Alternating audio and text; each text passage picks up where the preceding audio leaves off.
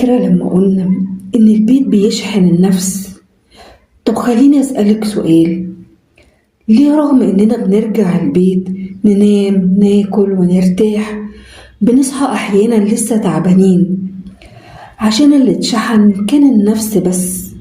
النفس بترتاح بالهدوء، بالأكل، بالنوم، إنما الروح بترتاح بحاجة تانية خالص.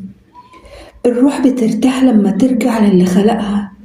وعشان كده في بيوت بنحس فيها براحة غريبة، مش بس المكان لكن بسبب النور اللي فيها، نور الله اللي قال عليه الله نور السماوات والأرض.